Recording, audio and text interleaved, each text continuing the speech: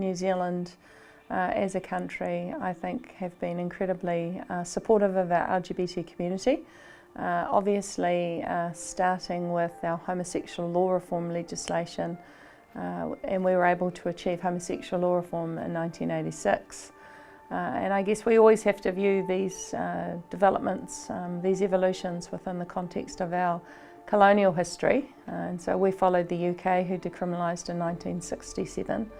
So if you think about that journey, which was just under 20 years to achieve homosexual law reform, we then went through relationship recognition, we went through civil unions, and then yes, eventually we've been able to become the 13th country in the world where we allow all our citizens to marry, regardless of their sex, sexual orientation or gender identity. But none of these developments happen in isolation. They're actually part of a continuum of, I believe, advancement and realisation of human rights principles and human rights philosophies, which really are about making sure that all human beings are born free and equal. And our LGBT identity continues to be stigmatised and marginalised.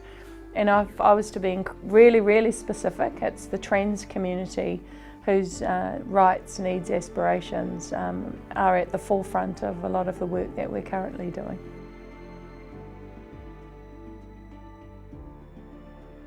I think it is changes that have been proposed in the Relationships, Births, Deaths, Marriages Recognition Act, which will enable people to identify their gender identity and through that process be able to have birth certificates and other documents that acknowledge who they are based on their gender identity and gender expression.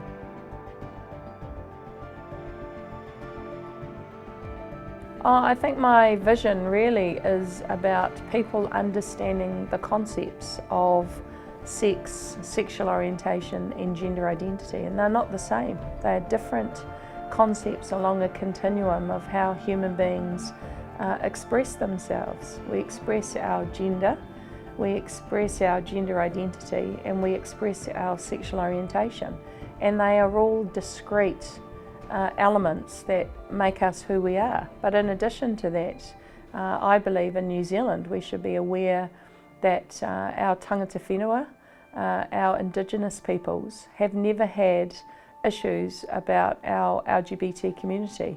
Takatapui is a word that exists in New Zealand to explicitly describe non-heterosexual people, and through all of our whānau hapu and iwi, based on our whakapapa, we've always had a place to stand, a tūranga waiwai.